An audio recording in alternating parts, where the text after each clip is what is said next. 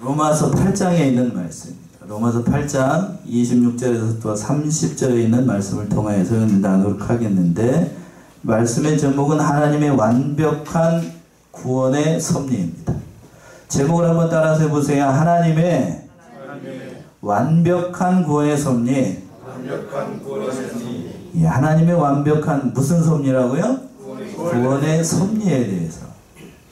이신칭의 교리가 집약되어 있는 로마서 중에서 가장 은혜롭고 귀한 말씀 들라라고 하면 이 8장에 있는 말씀, 특별히 26절에서부터 30절에 있는 말씀, 참 성도들이 참 귀하게 여기고 좋아하는 그런 구절 가운데 한 구절일 거예요. 그래서 이 본문의 말씀은 하나님의 완벽하신 구원의 섭리가 어떻게 진행이 되는가를 가르쳐 주시는 아주 귀한 말씀입니다. 즉, 우리는 연약해서 뭘 구해야 될지 제대로 하나님 앞에 기도하지 못하지만, 하나님께서 우리의 연약함을 도우셔서 특별히 성령께서 말할 수 없는 탄식 가운데 우리를 도와주신다라고 말씀하고 있고, 그리고 하나님을 사랑하는 자, 그 뜻대로 부르심을 입은 자들에게는 모든 것이 합력하여 선을 이루도록 하시고, 그리고 마지막으로 우리를 예정하셔서 하나님의 맏아들이 되도록 역사하신다는 거예요. 그래서 하나님의 완벽한 구원이 우리를 통하여서 이루도록 섭리하신다는 것인데, 첫 번째는 26절과 27절에 있는 것처럼 성령께서 말할 수 없는 탄식으로 우리의 연약함을 도우심으로 하나님의 구원이 이루어지도록 합니다. 26절 보시면, 이와 같이 성령도 우리 연약함을 도우시나니 우리가 마땅히 빌 바를 알지 못하나 오직 성령이 말할 수 없는 탄식으로 우리를 위하여 친히 간구하시느니라. 예, 26절 시작을 할 때 이와 같이 성령도 우리의 무엇을 도와주신다고요? 연약함을 도와주신다라고 되어 있어요. 먼저 여기서 연약하다는 얘기는 문자적으로는 힘이 없다, 그런 의미가 담겨 있어요. 이건 육체적으로 질병 때문에 연약함은 물론이고, 또 일반적인 인간이 가지고 있는 모든 연약함을 얘기를 하는 거예요. 즉, 우리가 인격적으로 연약하기 때문에 늘 나약한 가운데 빠져 있는 것, 또 성품적으로나 그 모든 면에서 연약하기 때문에 때로는 믿음 팔아먹고 비겁하게 행동하는 그런 모든 연약함까지 다 포함하는 겁니다. 성령이 바로 우리의 인간의 그러한 연약함을 도와주신다는 거예요. 도운다는 얘기도 또 중요한 것이, 이 돕는다는 말은 원어적인 의미가 그래요. 다른 사람의 손을 잡아준다는 얘기예요. 어린아이가, 지금 아이가 왔는데 지아가 온 것 같아요.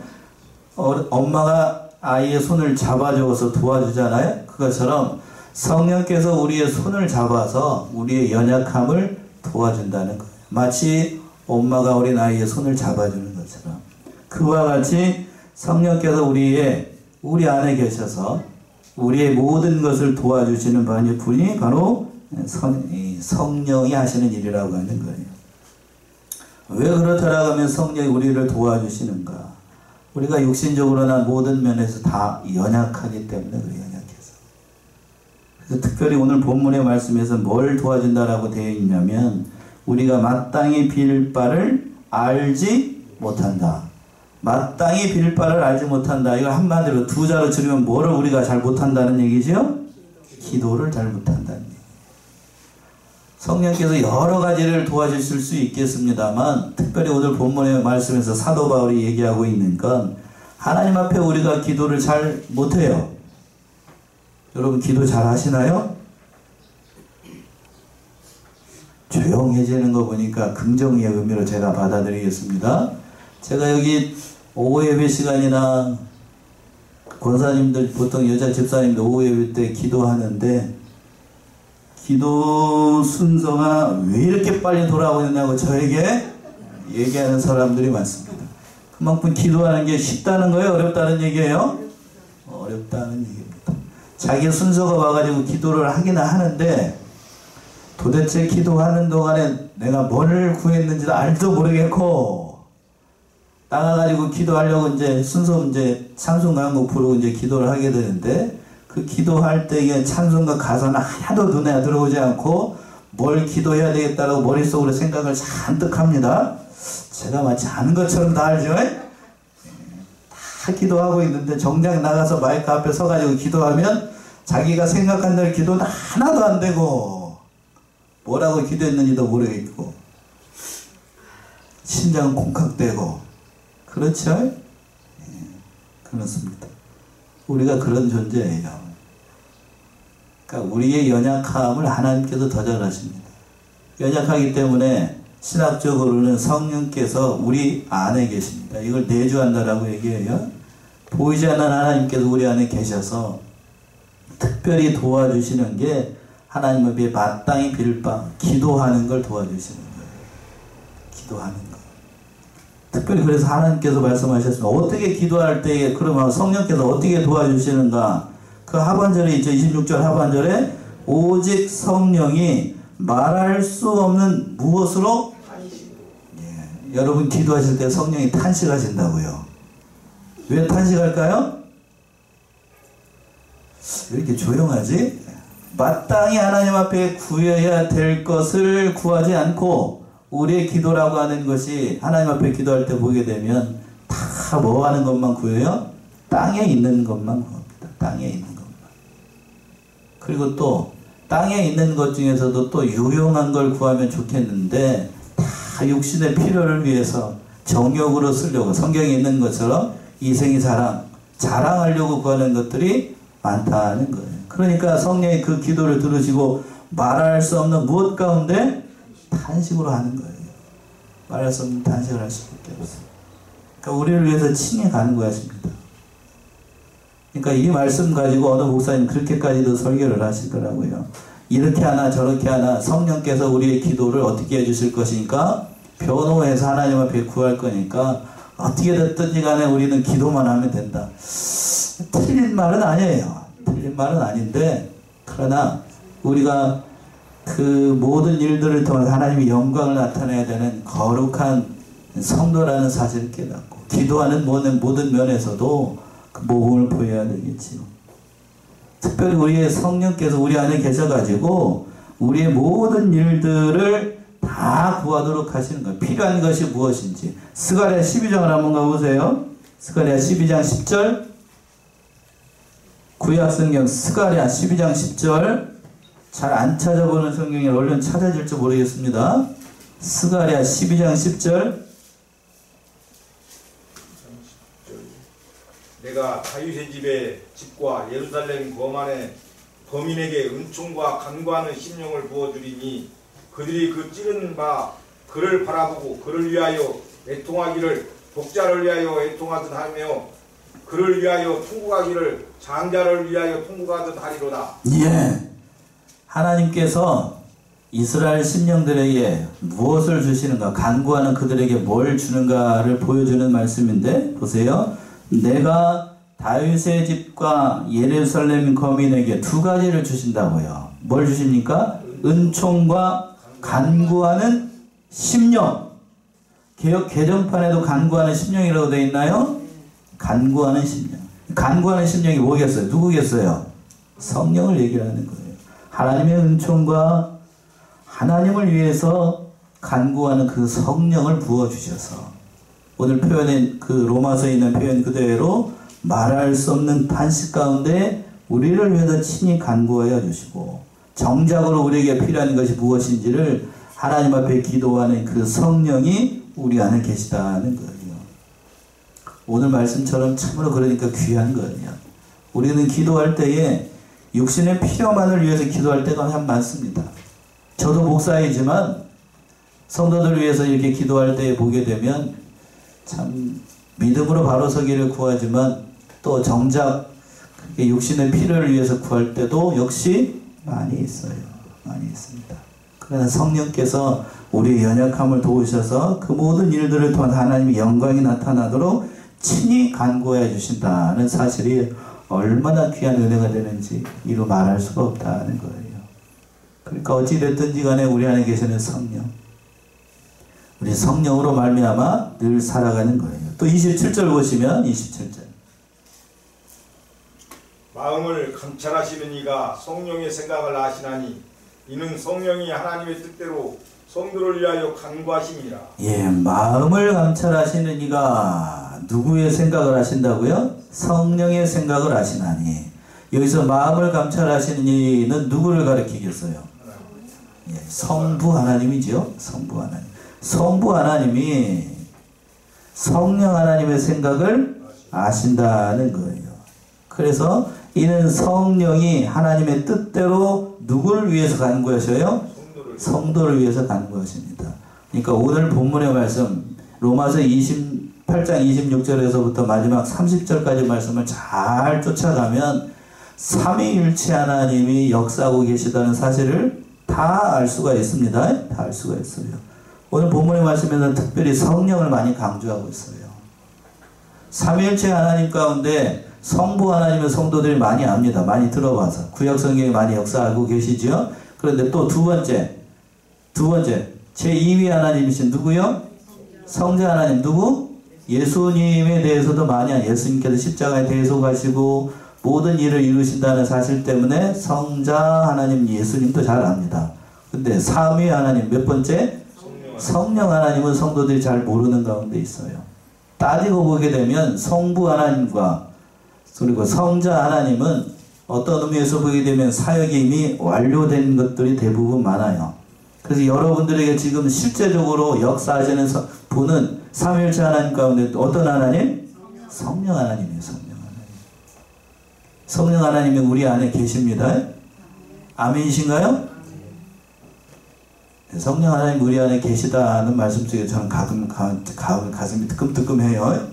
여러분은 어떻게 생각하시나요? 아무 감동이 없이 사니까 모르겠지만 우리 안에 성령이 계시니까 우리 안에서 우리가 생각하는 것이나 뭐하는 모든 것들을 다 하나님이 어떻게 하실까요? 보실까요? 안 보실까요? 다 봐요. 한 주간의 삶을 살아가는 것, 하루하루 무엇을 하면서 살아가고 있는지, 무슨 생각을 하면서 살아가는지 다 아십니다. 27절에도 그랬잖아요. 마음을 감찰하시니까 성령의 생각을 아신다라고 했는데 성령의 생각을 아시는 그 하나님께서 하나님의 마음도 아시는 하나님께서 이 인간의 마음을 살피시지 못할까? 인간의 모든 생각도 다 아시겠지요. 다 아십니다. 가끔 뜨끔뜨끔하다는 이유가 뭔가 그 하나님께서 내가 생각하고 내가 판단하고 내가 행동하는 모든 일들을 보실 때에 참 얼굴이 화끈거려요. 그 하나님이 우리 안에 계시다. 이건 은혜가 아니면 지난 주일에도 말씀드렸죠. 은혜가 아니면 설명이 불가능해요. 여러분 성령 하나님 우리 안에 계시다는 것을 믿지만 실제로 봤나요? 보지 못했지요. 보지 못했습니다. 그러나 실제로 계십니다. 성령이 하시는 일이 그 일이기 때문에 그래요. 그래서 우리를 위해서 친히 오늘 26절과 27절에서 뭘 도와주신다고요? 기도하는 것. 기도하는 걸 도와주셔요. 기도하는 것. 그러니까 하나님 앞에서 우리가 말할 수 없는 단신 가운데 우리의 기도를 도와주시는 그 성령을 바라보며 늘 하나님 앞에서 사셔야 됩니다. 두 번째는 28절에 있는 것처럼 하나님의 구원의 섭리는 모든 것이 섭력하여서 선을 이루도록 역사해 주신다는 거예요. 28절 보시면 우리가 알거니와 하나님을 사랑하는 자 곧 그 뜻대로 부르심을 입은 자들에게는 모든 것이 합력하여 선을 이루느니라.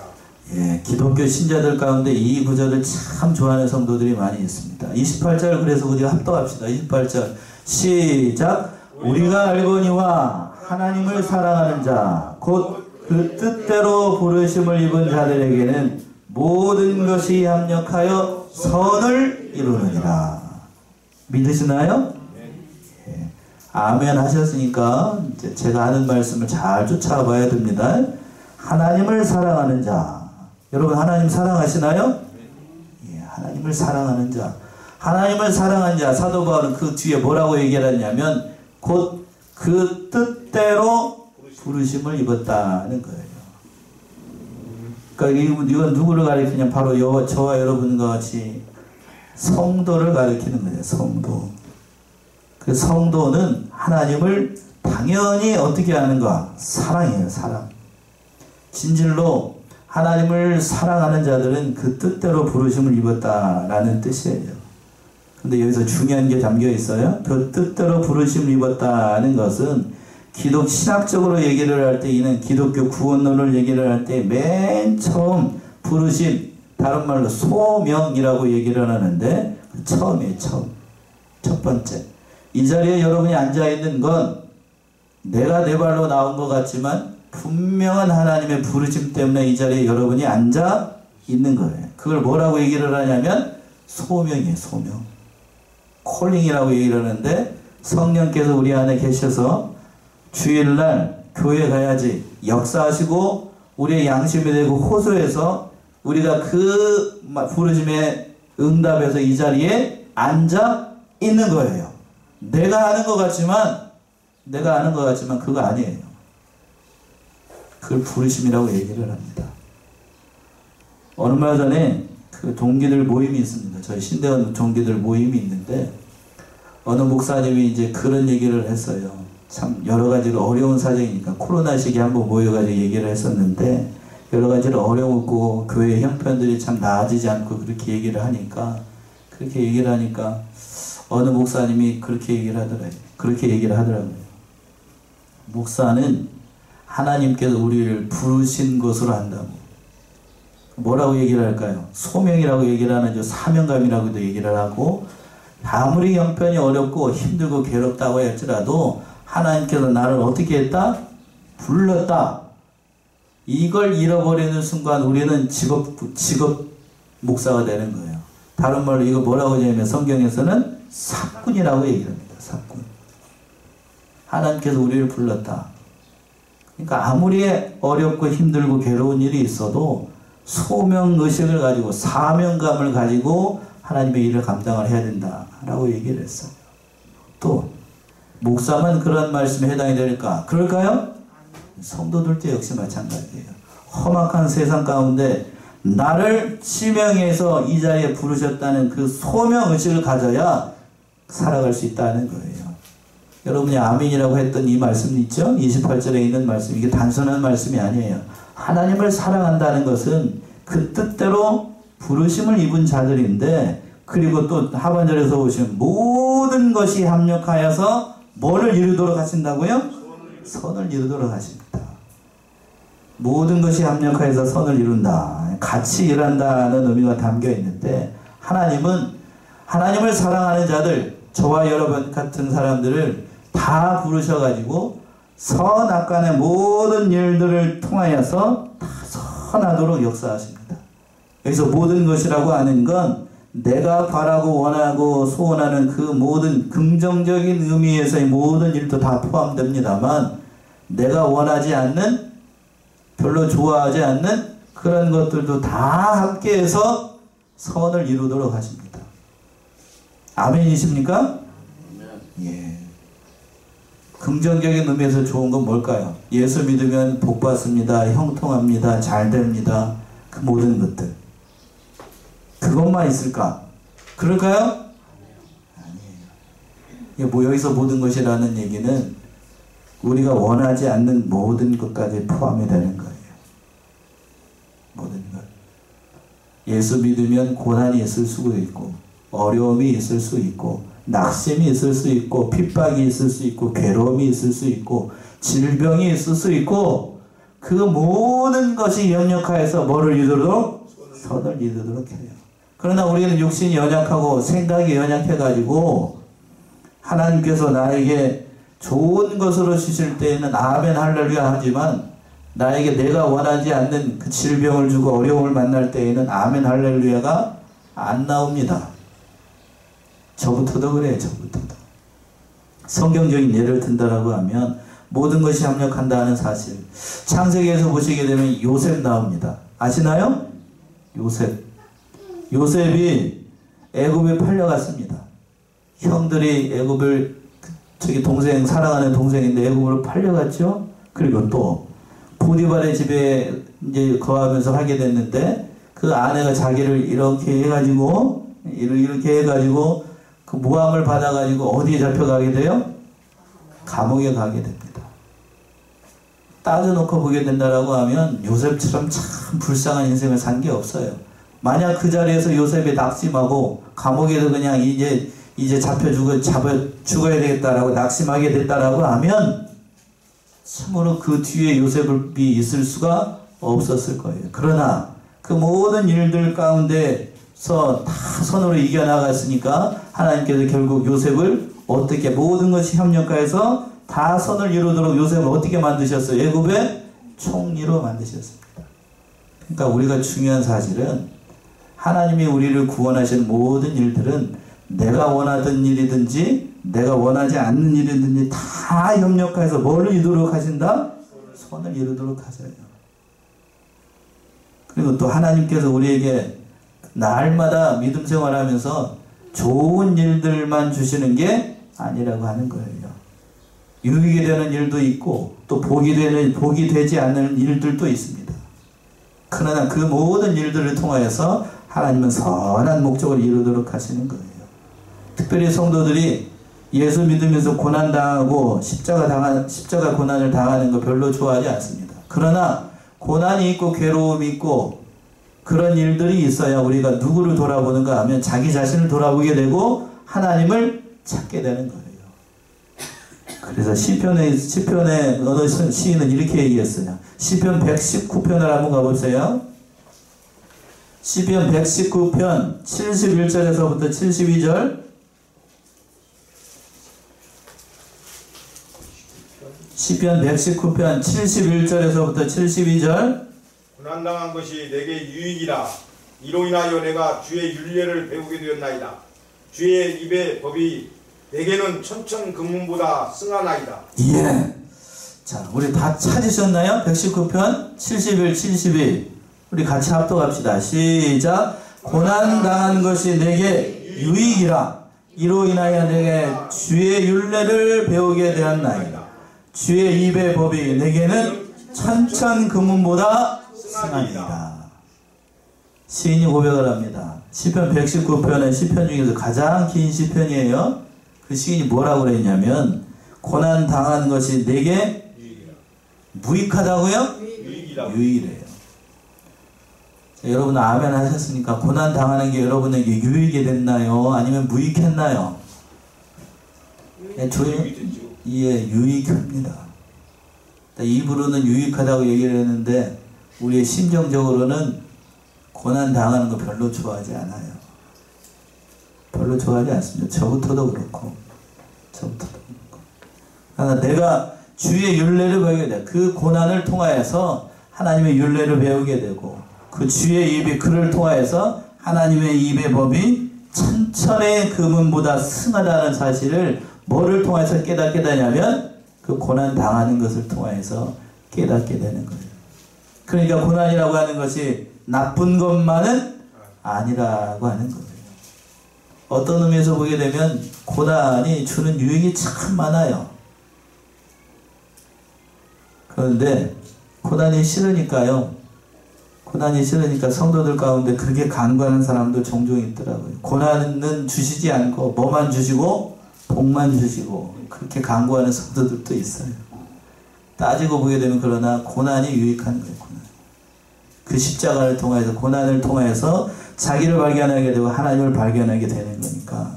그러니까 앞에서 요셉의 예를 들었습니다만 요셉이 그 어려움 가운데 형제들의 배신을 경험하고 그 자기를 섬겼던 그 상관의 아내를 통해서 음모를 당하고 감옥에 갇히고 그 모든 시험과 고난을 다 당해서 결국에는 다시 형제들을 만나게 되고 그를 통해서 하나님의 섭리를 발견하게 되고 그를 통해서 갖추게 돼요. 갖추게 됩니다. 인격적으로 사람이 만들어지는 건 좋을 때 사람의 인격이 만들어지는 것 같지는 않아요. 어려움을 당하고 고난을 당해야 사람이 성숙해집니다. 맞나요? 예.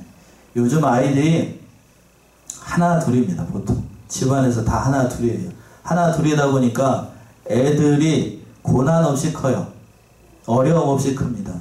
어려움 없이 크니까 문제는 어느 때 문제가 되냐면 마땅히 이제 성년이 됐을 때 그 어려운 일을 당하면 그걸 이겨낼 만한 능력이 없어요. 없습니다. 사회생활 하다가 어려움 당하게 되면 끔뻑하면 못하 그러고 못하면 끄다 그러고 뭐하기 일수이고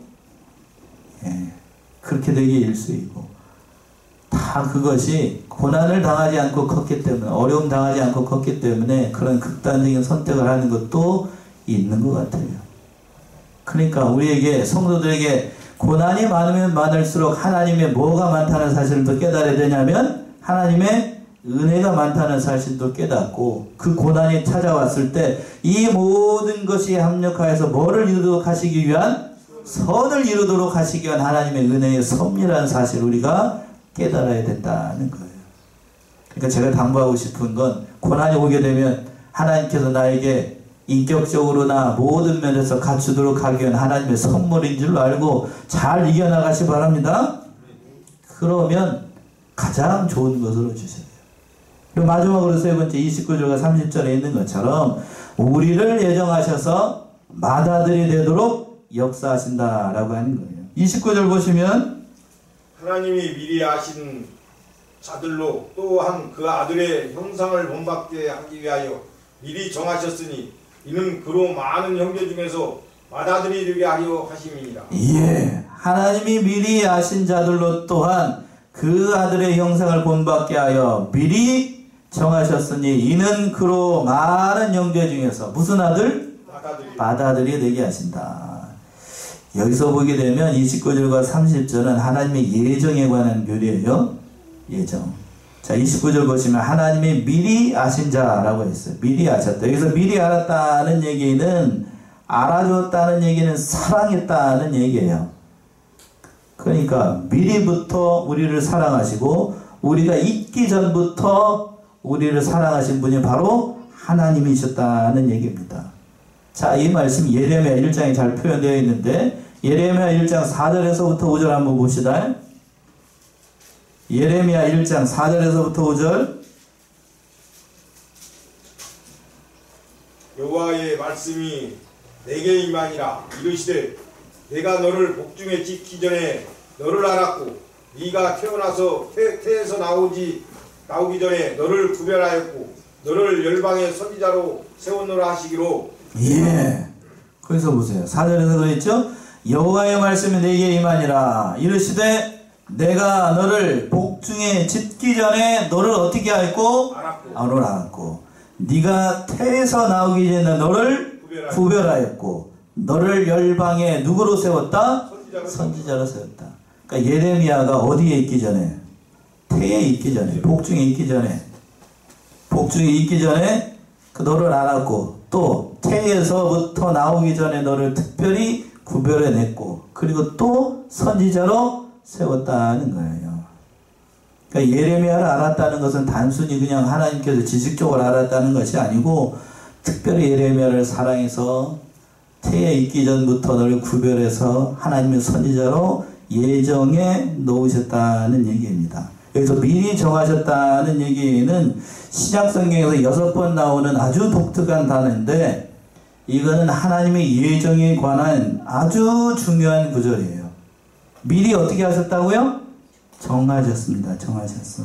그러니까 하나님께서 미리 아신 자들 미리 예정하셔가지고 그래서 그 예정하셔서 어떻게 하셨는가? 가면 다시 보세요. 29절 다시 한번 보시면 하나님이 미리 아신 자들로 또한 그 아들의 형상을 어떻게 하기 위해서? 본받게 하기 위해서. 또 미리 정하셨으니 이는 그로 많은 형제 중에서 무슨 아들이 되게 한다? 맏아들이 되게 한다는 거예요. 예정교리의 꽃이에요. 예정교리. 그러니까 여러분이 이 자리에 앉아있는 건 하나님이 미리 어떻게 하셨다고 성경 그대로 말씀하면 정하셨어요. 미리 정하셨어. 내 의지로 내 발로 나온 것 같지만 앞에서 그랬죠. 하나님께서 우리를 어떻게 하셨다고요? 부르셨다고요. 성령을 통해서. 그리고 성령을 통해서 부르시기 전에 이미 성부 하나님께서 여러분을 어떻게 하셨다고 미리 정해 놓으셨어요. 정해 놓으셨어요. 그래서 그 아들의 형상을 본받아서 맏아들이 되도록 역사하셨다는 얘기예요. 그래서 또 30절 보시면 뭐라고 표현하고 있냐. 마지막 30절. 또 미리 정하신 그들을 또한 부르시고 부르신 그들을 또한 의롭다 하시고 의롭다 하신 그들을 또한 영화롭게 하셨느니라. 예. 이게 이제 구원의 서정이라고 얘기를 하는 대목인데 제가 아직 찾아놨어요. 보시면 아까 찾아놨어요. 앞에 뭐라고 써 있어요? 가운데 토막에 구원의 서정이라고 얘기했습니다. 제가 저기 뒤에다가 프린터를 남겼는데 프린터 혹시 받으셨나요? 예. 프린터 보면 제 25가에 보게 되면 밑에 하반에 풋노트 해가지고 첨가해 놓은 게 있어요. 보통 미리 이 30절 먼저 보시면 또 미리 정하신 그들을 어떻게 하시고 부르시고 부르신 그들을 또 어떻게 하시고 의롭다 하시고 의롭다 하신 그들을 또한 영화롭게 했다. 이 말씀을 성경 신학자들이 9단계로 우리를 구원하시는 하나님의 구원의 서정이라고 정리를 해놨습니다. 이렇게 한번 읽어볼까요? 저 시계 방향으로 돌아가면 돼요. 맨 위에 뭐라고 있어요? 부르심, 소명이라고 되어 있고 그 다음에 중생, 거듭남, 그 다음에 회심, 회개, 그리고 신앙, 믿음, 그 다음에 5번째 칭의, 의롭다 하심, 6번째 양자를 삼아주신 거, 그리고 7번 성화, 8번 성도의 견인, 마지막 9번째가 영화라고 되어 있어요. 근데 프린터 보세요. 프린터 보시면 뒤에 가서 보시게 되면 구원의 서정 9단계 해가지고 다른 거 똑같은데 소명, 중생, 거기서 보게 되면 뭐가 먼저 앞에 있나요? 믿음, 그 다음에 회개, 칭의, 양자, 성화, 견인, 영화 이건 똑같아요. 그러니까 여 앞에 있는 건 뭐가 먼저 있어요? 믿음 앞에 뭐가 먼저 있죠? 회개가 있고 제가 나눠드리는 프린트에는 뭐가 앞에 있고 믿음이 앞에 있습니다. 그럼 앞에 있는 건 어느 쪽 교리일 것 같아요? 회개가 먼저 있습니다. 회개하고 난 다음에 예수를 믿는 것. 알미니안 교리가 이렇게 설명이 돼요. 이렇게 알미니안 교리가. 그리고 나눠드린 프린터에서 보게 되면 회개보다도 뭐가 먼저 있죠? 믿음이 먼저 있습니다. 이건 개혁주의, 칼빈 쪽에서 이렇게 얘기를 합니다. 그러니까 뭐 알미니안이 잘못됐다, 칼빈이 잘못됐다 그렇게 얘기할 필요가 없는 거고 초점이 어디에 있는가가 참 중요한 거예요. 그래서 양자까지는 이미 우리에게 예수님께서 그 대를 속의 의를 이루심으로 말미암아 이루어진 사건을 얘기를 하는 거고 이제 현재 저기 보세요. 프린터를 보시게 되면 성화와 견인 그렇죠? 성도의 성화와 견인은 지금 현재 여러분이 지금 이루어지고 있는 거예요. 현재 지금 여러분들이 예수 그리스도의 형상을 닮아 나가고 있잖아요. 그걸 성화라고 얘기를 해요. 성화. 그리고 또 하나님께서 우리의 모든 것을 견인해 나가셔요. 우리를 인도하신다고요. 그럼 현재 진행되고 있어요. 아직 이루어지지 않은 거 맨 마지막에 뭐가 남아있죠? 영화. 뭘로 우리를 영화롭게 한다는 걸까요? 믿음으로 영화롭게 하는데 우리를 궁극적으로 누구의 형상을 닮아서? 예수 그리스도의 형상을 닮아서 마지막에 우리가 부활로서 우리를 영화롭게 하는 것. 그건 아직 남아있다는 얘기예요. 자, 오늘 다소 어려울 것 같아서 제가 이미 뭘 나눠드렸다고요? 프린터를 나눠드렸으니까 제가 수요 예배 때 그 로마서를 강의하면서 했던 것 2가지를 얘기를 했습니다. 그 앞뒤로 나와 있는 이 프린터 잘 읽어보시고 구원의 서정에 대해서 얘기를 하는 거예요. 그렇더라면 한 가지만 더 말씀드리고 오늘 말씀 마치겠는데 예수 그리스도를 믿어지게 되면 우리가 하나님의 백성이라는 사실을 증명할 수 있다는 거예요. 한 구절만 찾아보세요. 요한일서 5장 1절과 2절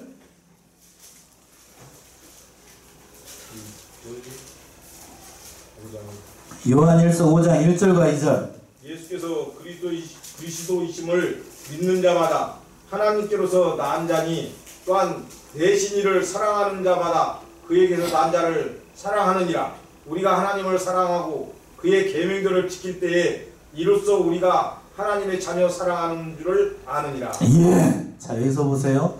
내가 하나님의 백성인지 택한 백성인지 아닌지 인간편에서 확인할 수 있는 방법. 이 앞에 있는 거 목사님 어려워가지고 도대체 무슨 말인지 모르겠어요.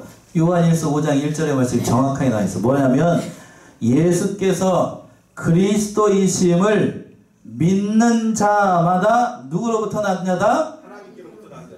여러분 예수님 믿으시나요? 이렇게 얘기하면 안 되고, 예수님이 나의 주님이시라는 사실이 믿어지나요? 그럼 여러분이 하나님의 자녀예요. 인격적으로 예수님이 나의 구주라는 사실을 믿어지고 또 입으로 고백했다라고 하면 여러분이 하나님께로 난 자들이고, 그 하반절에 있는 것처럼 또한 내 시인이를 사랑하는 자마다 그에게서 난 자들다. 난 자를 사랑한다는 예수를 사랑하는 거니까. 여러분이 예수님을 사랑한다고 고백했으니 우리는 하나님께 택함을 받은 하나님의 백성이라는 증거예요. 그 하나님의 백성을 오늘 본문의 말씀에서는 부르신 그들을 또한 어떻게 하시고 의롭다 하시고 의롭다 하신 그들을 또한 영화롭게 하시는 거예요. 그러니까 구원에 관계되는 모든 것들은 인간이 하나라도 같이 할 수 없어요. 오직 전적으로 누구의 은혜? 하나님의 은혜라는 거는 거예요. 우리는 이 하나님의 은혜를 바라보며 믿음으로 살아가는 거예요. 믿음으로. 그러니까 우리 오늘 본문의 말씀처럼 하나님의 완벽한 구원의 섭리. 우리 하나님은 우리 인간을 구원하시기 위해서 처음부터 우리를 본문의 말씀에 있는 것처럼 예정하셨습니다. 믿으시나요? 그래서 우리를 역사하셔가지고 이 자리에 있게끔 하시고 우리의 모든 것을 다 주관하셔서 모든 것이 협력하여서 선을 이루도록 역사하시는 분이 바로 하나님이라는 거고, 그리고 하나님께서 우리에게 보증수표로 우리 안에 계시게 하신 분이 있습니다. 그게 누구요? 성령이에요. 말할 수 없는 탄식 가운데 우리와 함께 가셔서 특별히 우리의 연약한 기도를 도와주셔요. 그 하나님 바라보며 오늘 하루도 믿음 안에서 승리하고 믿음대로 살아나가시는 사랑하시는 성안의 성도님들 모두가 되시기 바랍니다. 기도하겠습니다.